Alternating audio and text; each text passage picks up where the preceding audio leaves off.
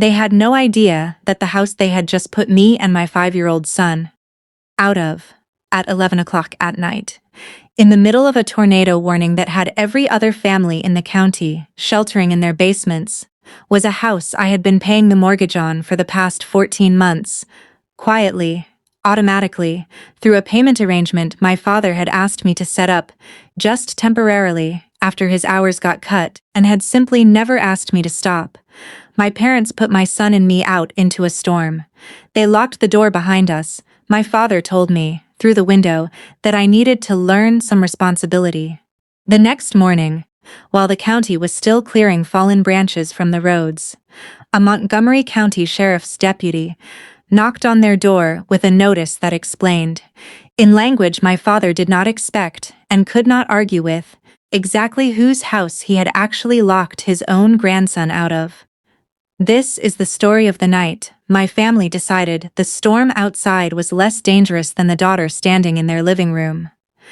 And what they learned the following morning about who had actually been holding the roof over their heads the entire time. My name is Tamsin Okafor-Reyes. I am 33 years old. I am a senior loan servicing analyst at a regional credit union in Louisville, Kentucky, where I have worked for 9 years. The last 5 specifically managing mortgage servicing accounts, payment arrangements, and the kind of careful, exact record-keeping that determines who, legally and financially, actually holds the obligation on a piece of residential property. Which meant that when my parents put me and my son out of their house, in the middle of a storm, I understood immediately, and with complete professional clarity, exactly which document in my own files would resolve the entire situation by morning. I tell you my profession first, because the specific shape of this story depends on it. My family had spent 14 months treating a mortgage payment as an informal, vague kindness I was extending to help them through a rough patch. I had been treating it, the entire time, as exactly what it actually was. A documented, increasingly formal financial arrangement that I had been careful, by professional habit, to structure correctly from the very beginning. My son's name is Jericho. He is 5 years old, gentle and watchful, with a specific habit of counting things when he is nervous.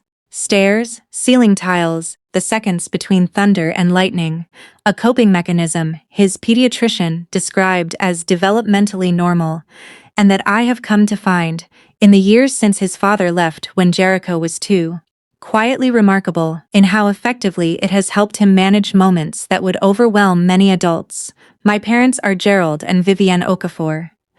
My father is 64, a longtime maintenance supervisor at a manufacturing plant outside Louisville, a job he had held for over 30 years before a round of corporate restructuring 14 months before this story's central events cut his hours nearly in half, with no clear timeline for when, or whether, they would be restored.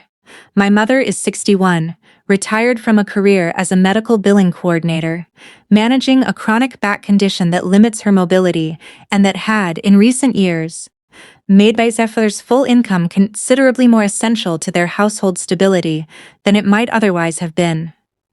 I had moved back in with my parents, along with Jericho, 18 months before this story, after my divorce finalized, and the apartment Jericho's father and I had shared became financially unsustainable on my income alone during the transition. My parents had offered, generously and without hesitation at the time, for us to stay with them for as long as we needed, an offer I had accepted gratefully, treating it, in those early months, as exactly the kind of unconditional family support that I believed, at the time, it actually was. 14 months before the central events of this story, my father's hours were cut. He came to me, on a Sunday evening, with the specific careful discomfort of a man unaccustomed to asking his adult daughter for financial help, and explained the situation. The mortgage payment, which had always been comfortably within his budget on his full salary, had become a genuine strain on his reduced hours, especially combined with my mother's ongoing medical expenses. "I hate to ask this," he said, "but could you help cover the mortgage for a few months? Just until my hours get restored, or until I find something to supplement the gap." I wouldn't ask if it weren't serious. I had agreed immediately. I loved my father. I understood, professionally and personally, exactly how destabilizing an unexpected income cut can be to a household budget built around a specific, long-standing salary expectation. I offered to set up the payment arrangement myself, given my professional familiarity with exactly how to structure these kinds of transfers cleanly, and my father had accepted gratefully. Relieved, he said, not to have to think about it every month. I want to be precise here about exactly what I set up, because the specific structure of this arrangement is the entire mechanism that resolved everything 14 months later. I did not simply hand my father cash each month, informally, the way a casual family loan might typically be structured. I am a mortgage servicing professional. I set the arrangement up the way I set up arrangements professionally. I contacted my parents' mortgage servicer directly, with my father's knowledge and explicit written authorization, and arranged to become an authorized payer on the account. A formal designation that mortgage servicers recognize, which allowed me to make the monthly payments directly to the servicer, in my own name, from my own account, with my own name recorded in the servicer's payment history as the source of the funds, rather than simply transferring money informally to my father's account for him to forward along. I had structured it this way for entirely practical reasons at the time: efficiency, the ability to monitor the account directly for any issues, and the simple professional habit of doing things correctly rather than informally, regardless of whether the situation seemed, at the time, like it required that level of formality.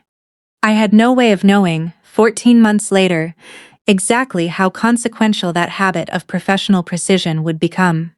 I need to plant several details here that matter significantly to what follows. The first. In the months and following the initial arrangement, my father's hours were never restored to their previous level. The few months he had originally described stretched, gradually and without any specific renegotiated conversation, into what became, by the time of this story's central events, 14 consecutive months of mortgage payments made entirely by me, with no contribution from my parents toward the principal obligation, though they continued to cover utilities, groceries, and other household expenses during this period. A division of financial responsibility that had simply settled into an unspoken routine, never formally discussed or revisited, the way many family financial arrangements drift from an explicit temporary measure into an assumed permanent baseline. The second. Approximately 5 months before this story's central events, my relationship with my parents, and specifically with my father, had begun showing the particular strain that close-quarters multi-generational living sometimes produces, intensified, I believe in retrospect, by the specific psychological discomfort my father carried about his diminished financial role in his own household. A discomfort that I think, without ever being named directly, expressed itself sideways, through increased irritability about smaller, unrelated matters. The noise level when Jericho played, the specific arrangement of dishes in the kitchen, comments about how long I was taking to get back on my feet that carried an edge I had not heard from him before the income cut. I had noticed this shift. I had attributed it, generously, to the stress he was under, and I had tried, in those months, to be more accommodating, more careful about the household's rhythms, more conscious of not adding additional friction to an already strained domestic situation.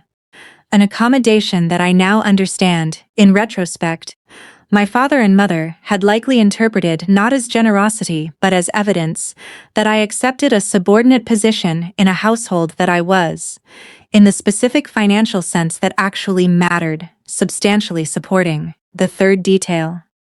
3 weeks before this story's central events, I had a direct conversation with my father about the mortgage arrangement, prompted by my own professional discomfort with how informally the entire situation had drifted, despite the formal structure I had originally set up.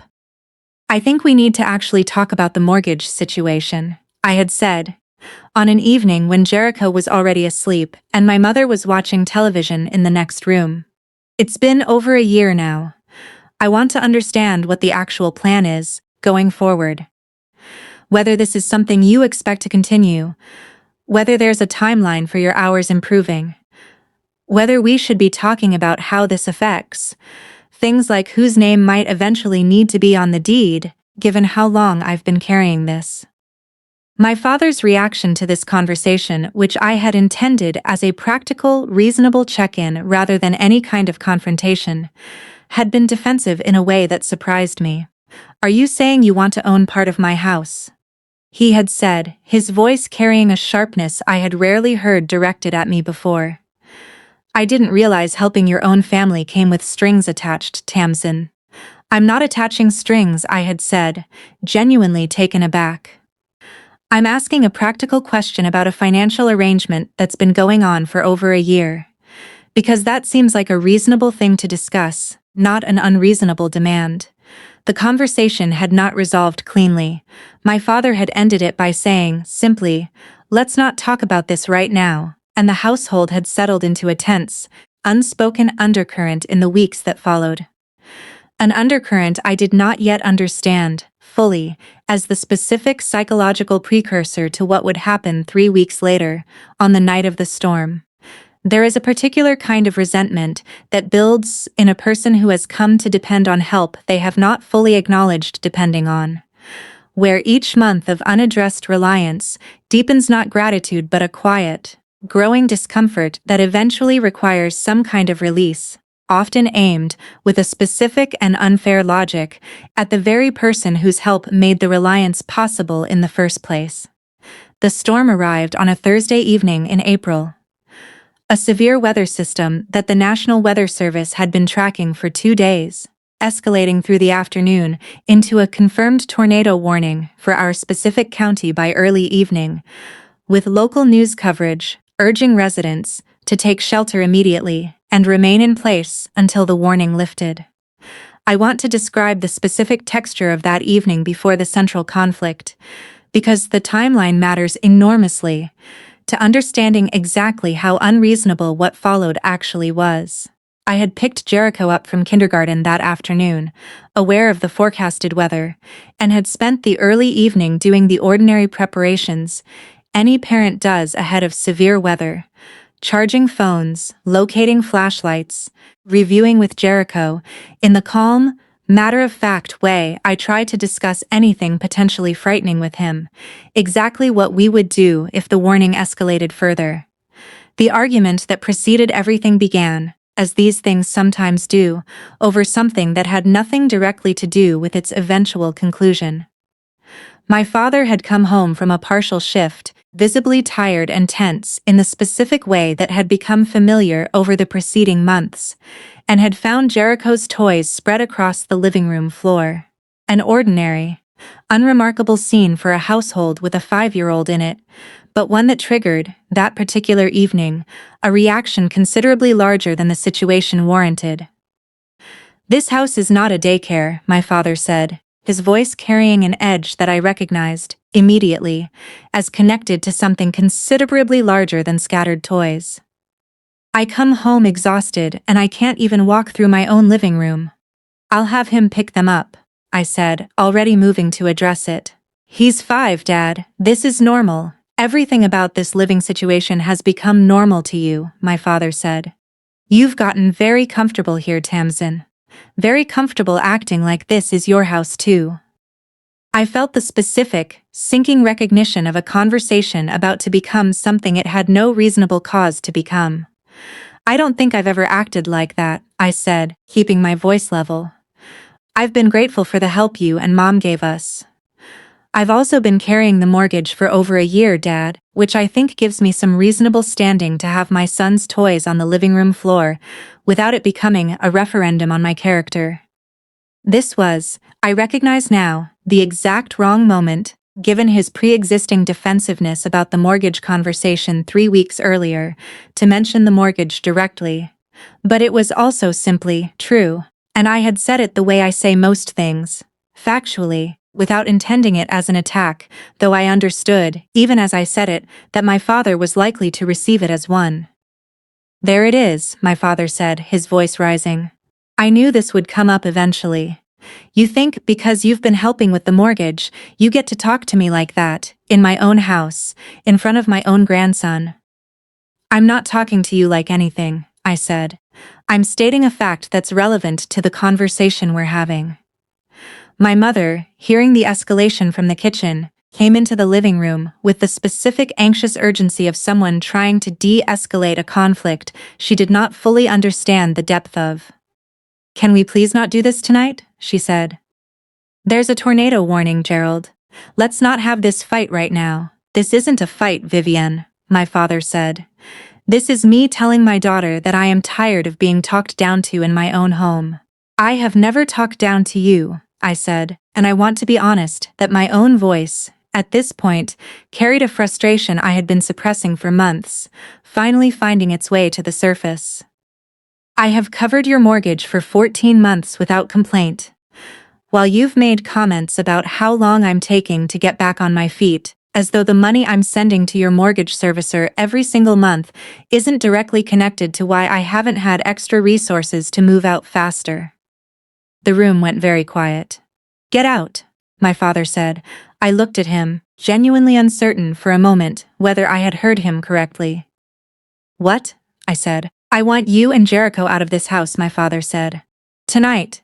If you think you're carrying so much, if you think this arrangement is so unfair to you, then go find somewhere else to carry it." "Gerald," my mother said. "There's a tornado warning. You cannot be serious right now." "I am completely serious," my father said.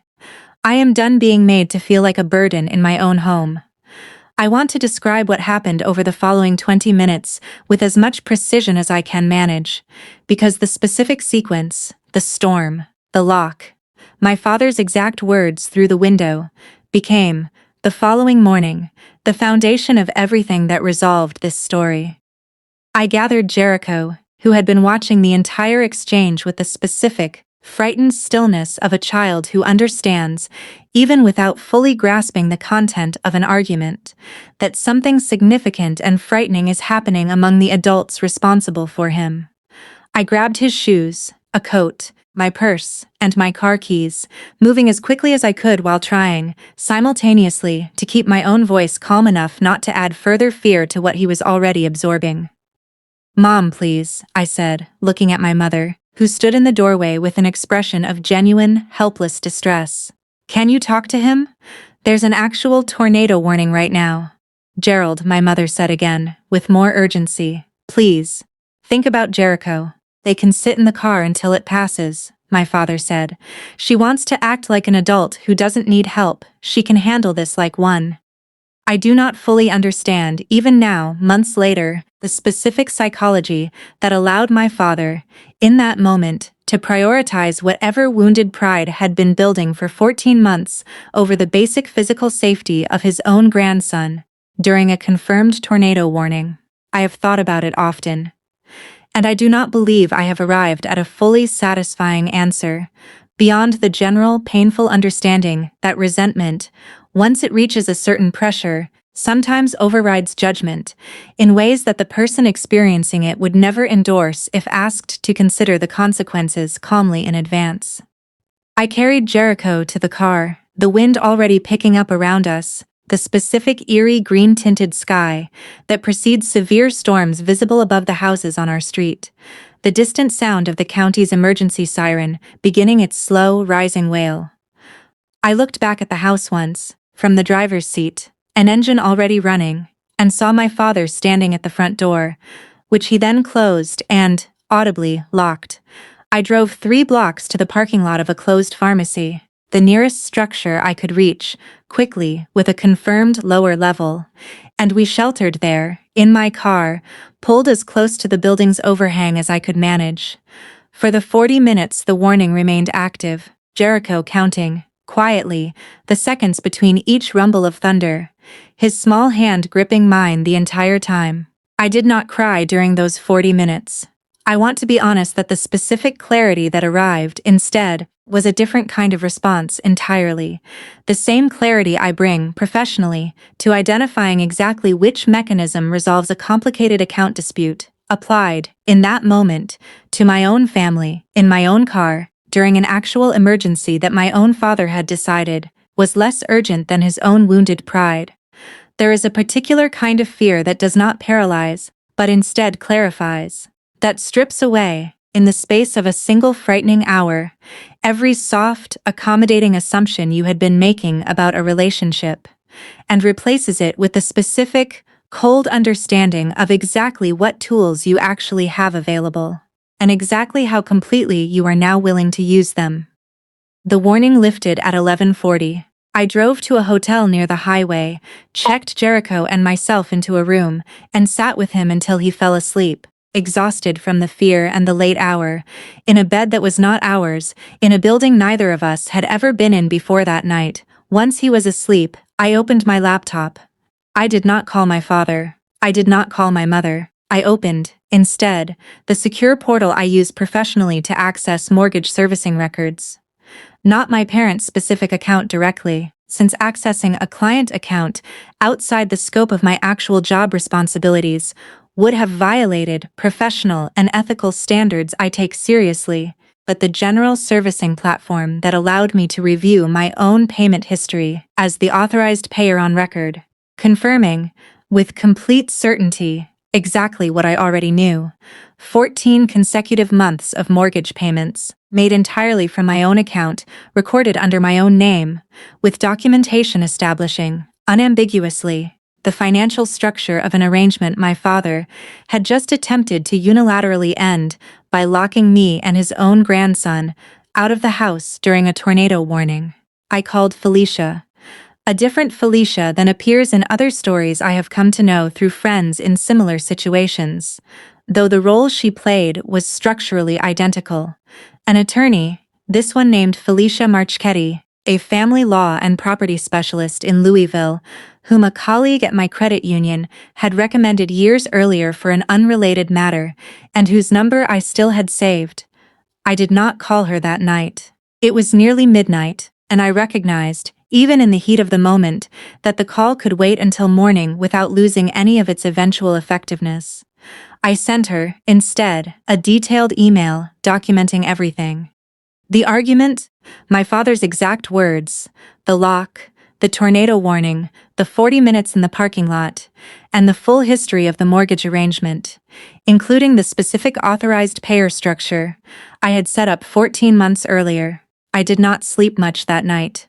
I sat in a hotel room with my son, reviewing, with the specific methodical calm my professional training had given me, exactly what I intended to do the following morning. I called Felicia Marchetti at 8 the following morning, once Jericho was awake, and I had ordered him breakfast from the hotel's small cafe, settling him at the small table, with cartoons playing on the television, while I stepped into the bathroom for privacy. "I read your email," Felicia said. "I want to make sure I understand the structure correctly before we discuss options. You are the authorized payer of record on your parents' mortgage account, and you have been the sole source of the monthly payment for 14 months, is that right?" "Yes," I said. "I set it up myself directly with the servicer, with my father's explicit written authorization at the time. My name is in the payment history. I can document every transaction. Has your name ever been added to the deed itself?" Felicia asked. "Are you a co-owner of the property in any formal sense, separate from the payment arrangement?" "No," I said. "The deed is still solely in my parents' names. I never asked to be added and they never offered. The payment arrangement was always structured as financial assistance, not ownership." "Then I want to be precise about what this situation actually is, legally," Felicia said. "You do not have an ownership claim to the property based on the payments alone. Under Kentucky law, absent some additional agreement establishing that intent. What you do have, however, is something potentially more immediately useful, given what happened last night. Extremely strong documentation establishing that your parents' household has been financially dependent on your specific, ongoing contribution for over a year, which is directly relevant to any claim regarding your son's welfare and the conditions under which he was removed from a place of shelter during a declared severe weather emergency." "I'm not trying to take their house," I said. "I want to be completely clear about that." I'm not calling you because I want to punish my parents financially.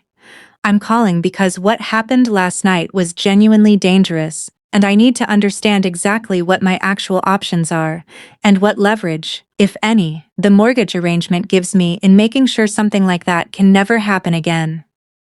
I understand, Felicia said. Let's separate this into two distinct tracks because I think conflating them will make both less effective. The first track is about safety and accountability for what happened during the storm. Locking a parent and a 5-year-old child out of a residence during a declared tornado warning is, depending on how Kentucky's specific statutes are applied and how local law enforcement chooses to handle it, potentially actionable as endangerment, and at minimum, it's the kind of incident that warrants a formal report and a documented record, regardless of whether you ultimately pursue any further legal action. And the second track? I asked. The second track is about the financial arrangement itself. Going forward, Felicia said. You are under no obligation to continue making mortgage payments on a property from which you and your son were just forcibly removed during an emergency. I would recommend formally notifying the mortgage servicer, in writing, of your intent to discontinue the authorized payer arrangement, effective immediately, and allowing your parents to resume direct responsibility for their own mortgage obligation going forward. I sat with that for a moment, in the hotel bathroom, my son's cartoon audible faintly through the door. If I stop paying, I said, what happens to them? That depends entirely on whether they have the financial capacity to resume the payment themselves, Felicia said. Which is, candidly, not your responsibility to solve for them, particularly after what occurred last night. You extended help for 14 months under what was always understood, even informally, as a temporary arrangement.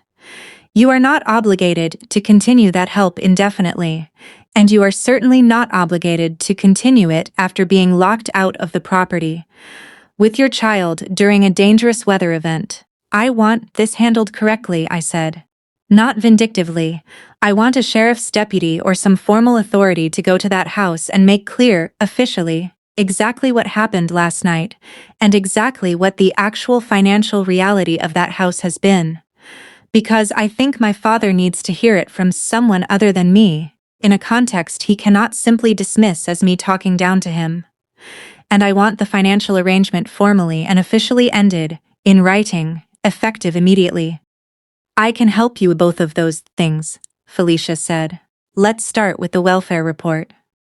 I called the Montgomery County non-emergency line and explained the situation to a dispatcher, who transferred me to an officer, who took a detailed statement regarding the events of the previous night.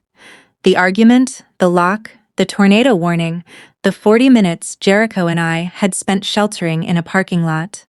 The officer explained that, given the severity of the weather event and the presence of a minor child, the department would be sending a deputy to follow up directly with my parents, both to document the incident formally and to ensure, through a direct conversation, that nothing similar would occur in any future severe weather event. I also, that same morning, with Felicia's guidance, submitted formal written notice to my parents' mortgage servicer, terminating my role as authorized payer effective immediately, and requesting written confirmation that all future payment responsibility and communication would revert entirely to the account's primary holders, my father and mother. I did not personally deliver either of these pieces of information to my parents. I let the formal processes I had set in motion speak for themselves, arriving through their own appropriate channels, on their own timeline. The following day, the deputy arrived at my parents' house at approximately 9:30 the following morning. While county crews were still clearing storm debris from several streets in the neighborhood, fallen branches, a few downed power lines, the ordinary visible aftermath of a severe weather event that had, by every account, been genuinely dangerous for anyone caught outside proper shelter. I was not present for this conversation, but I received an account of it, in pieces, over the following days. First from my mother, who called me that afternoon, in a state of considerable distress. and later, in a more complete and considerably more sober form, from my father himself. The deputy, according to both accounts, explained that the department had received a formal report regarding the events of the previous night, specifically the removal of an adult and a minor child from a residence during a declared tornado warning, and that the report would be documented in the department's records, available for reference should any future incident or custody-related matter require it.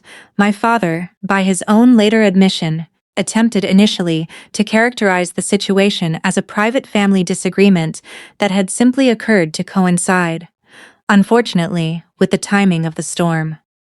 Language that the deputy, according to my mother's account, did not appear to find particularly persuasive, given the specific timeline established in the formal report.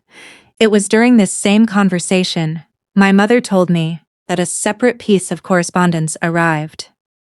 A letter from the mortgage service delivered that same morning by the regular mail carrier, confirming the termination of the authorized payer arrangement and outlining, in the plain administrative language of a financial institution, rather than the emotionally charged language of a family conflict, the account's new payment requirements, effective with the following month's statement, the full payment, restored entirely to my parents' direct responsibility, with no further contribution from any third-party payer on file.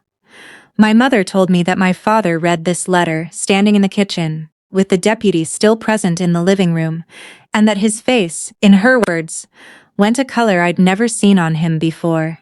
There is a particular kind of confrontation that requires no raised voice and no direct accusation, because it simply allows two pieces of formal, official correspondence, a law enforcement report and a mortgage servicer's letter, to arrive in the same morning, each one stating, plainly and without any emotional framing at all, exactly what had actually been true the entire time. My father called me that evening. I let it go to voicemail, not out of any deliberate strategy, but because I genuinely needed several more hours before I had the emotional capacity to have the conversation I knew was coming. I called him back the following morning, once Jericho was at kindergarten, and I had returned, temporarily, to the apartment of a close friend who had offered her guest room without hesitation the moment I explained what had happened.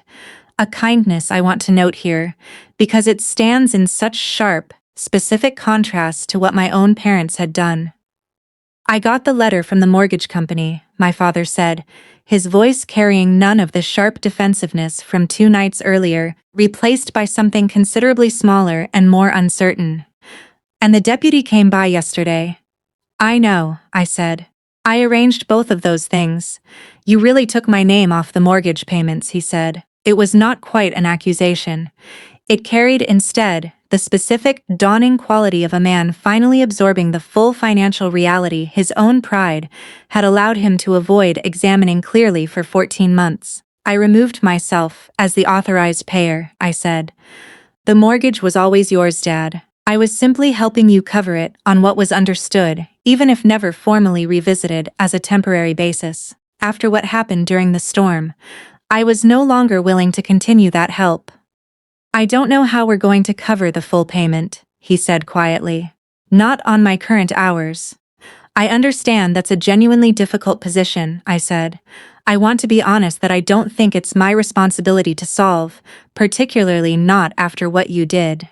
But I also don't want you to lose the house, Dad, and I'm willing to talk about what an actual, sustainable, properly documented arrangement might look like going forward.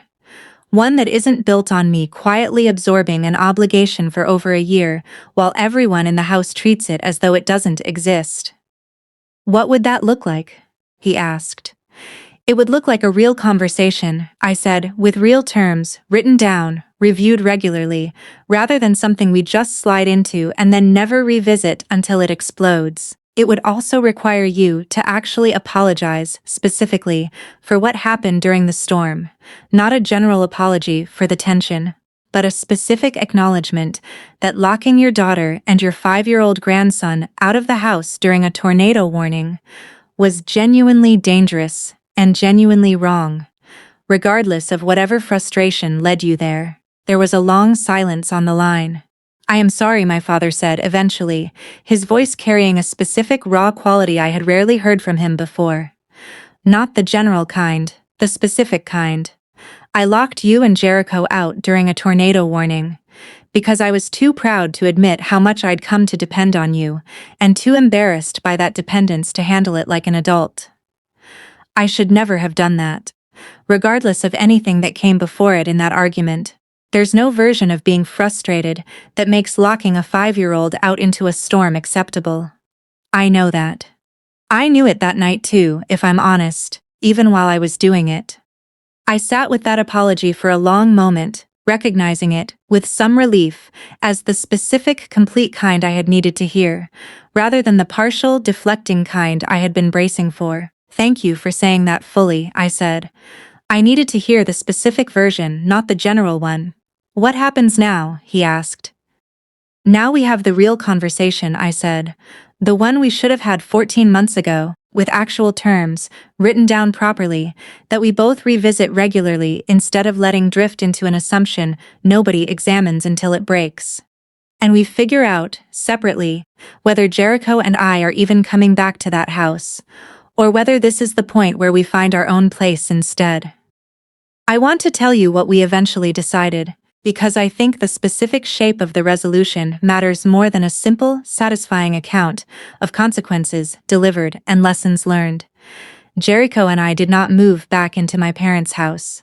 I had, in the days following the storm, begun looking seriously at apartments. A search I had been postponing for over a year, in part because of the genuine financial strain the mortgage contribution had created, and in part, I recognize now, because the comfortable, accommodating habit of staying had simply continued past the point where it actually served either Jericho or me. I found a 2-bedroom apartment within 3 weeks, close enough to Jericho's school that his routine remained largely undisturbed, and we moved in at the start of the following month. My parents did, eventually, work out a revised mortgage arrangement, not with me as the silent, indefinite payer, but through a refinancing process that lowered their monthly payment to something my father's current hours could actually sustain, combined with a part-time evening job he took on, somewhat reluctantly, but without further resentment directed at me, specifically to close the remaining gap. I have continued a relationship with my parents, though it operates now on a foundation considerably more honest than the one that existed before the storm. We see each other regularly. Jericho visits his grandparents and clearly loves them, a fact I have worked hard to preserve and protect, separate from my own complicated feelings about what his grandfather did. But the unspoken, drifting financial dependency that had quietly reshaped our family's actual power dynamics for 14 months, without ever being acknowledged honestly by anyone, including, for too long, by me, does not exist anymore, replaced by clear conversations, conducted regularly, about what anyone in the family actually needs and what anyone else is actually, freely choosing to offer. I think often about the specific decision I made, 14 months before the storm, to structure my father's mortgage assistance the way I structured it professionally. As the authorized payer, formally, with my name in the servicer's records, rather than simply as an informal cash transfer between family members. I did not make that decision anticipating I would ever need it as protection. I made it because it was simply the correct, careful way to do something important, the same way I would have structured it for any client at my own credit union. The precision, in the end, did not just resolve a dispute. It protected a 5-year-old boy from ever again experiencing a night like the one a tornado warning, and his own grandfather's wounded pride combined to create, by ensuring that the actual financial truth of that household could not be denied, dismissed, or argued away once it needed to be stated plainly, by someone other than me, in a form my father could not simply talk past. The truth of a financial arrangement does not depend on whether anyone in the room is willing to acknowledge it out loud. It exists, plainly and completely, in the documented record, in a servicer's payment history, in an authorized payer designation, in the simple, unglamorous administrative fact of whose account the money actually came from, every single month, for 14 consecutive months. That record does not require anyone's permission to be true. It only requires someone willing to let it speak clearly. At the moment speaking finally becomes necessary. And that was the year I understood that loving my parents had never required me to let an unspoken, undocumented dependency quietly reshape the actual terms of my own safety and my son's safety, simply because acknowledging that dependency honestly felt, for years, more uncomfortable than continuing to absorb it in silence. They put us out into a storm, confident that whatever they had built, emotionally, financially, over decades of assumed family hierarchy, would hold, regardless of what they did to the daughter who had quietly been holding their roof above them for over a year. It did not hold. The record held instead. And the following morning, when the sheriff knocked and the letter arrived in the same quiet hour, my father finally understood, completely and without argument, exactly whose name had been on the only thing that had actually mattered the entire time.